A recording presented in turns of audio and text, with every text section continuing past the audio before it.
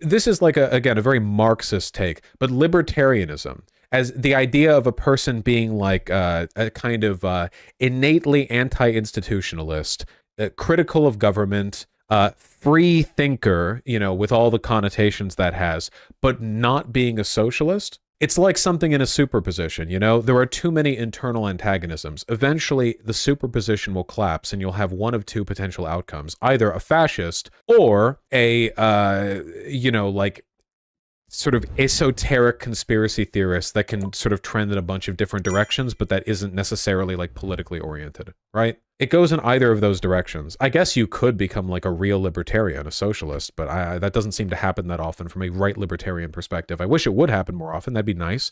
You know, when I went to the Libertarian Convention back in 2020, when I bought my nice shoes, when I went over, one of the reasons I went over is because I was talking with, you know, some of the organizers for the event. The American Libertarian Party has mostly been taken over by fascists, like the Mises group, caucus. Yeah. And they are like very much, they do the Millet thing where it's like, we're in favor of free economics and also we're anti-woke and also we're going to use the police state to shut down any opposition, so we're not actually anti-government. They do that bit. And all of the authentic libertarians have been kind of like bleeding out of the Libertarian Party, just, you know, either into the far right, which is their goal, or just into whatever else, you know? Libertarianism has always been an inroad for that kind of thing. That guy you debated, yeah? Yeah, remember when I debated the guy from the Mises Caucus, and the first question I asked him was on revoking the Civil Rights Act, and he tried to worm around it for a bit before saying, yeah, I would. And it all went downhill from there. Does right libertarianism even exist outside American politics? What's happening in Argentina? It is largely a consequence of American brain damage. It's an American movement that has spread around the world. Though, yeah, it's mostly an American thing and to some extent a Latin American thing. And the main reason it's a Latin American thing is because we kept killing their socialist leaders.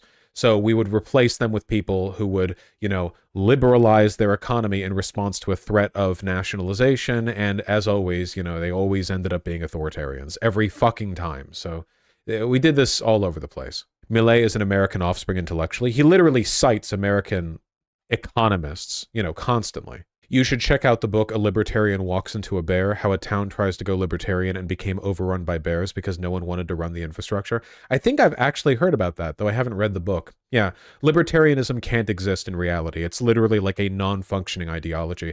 Libertarianism, and by libertarianism I mean right libertarianism. Right libertarianism is a political impossibility. Unlike other ideologies, like fascism, theocratic governance, ultranationalism, other bad ideologies, those can exist. Those are possible. Libertarianism isn't, which is why, given enough time, its proponents always collapse into either irrelevance or just being a fascist, which is it's the most adjacent position politically. It's not even a matter of libertarians being unprincipled. It's just that their ideology can't actually be put into practice. It's not possible. Property rights require the existence of a state, and inequality in economic outcomes will produce agitation that will either lead to an ousting of the powerful through democratic processes or through violent means, or an authoritarian crackdown. It is not possible to resolve this without moving over.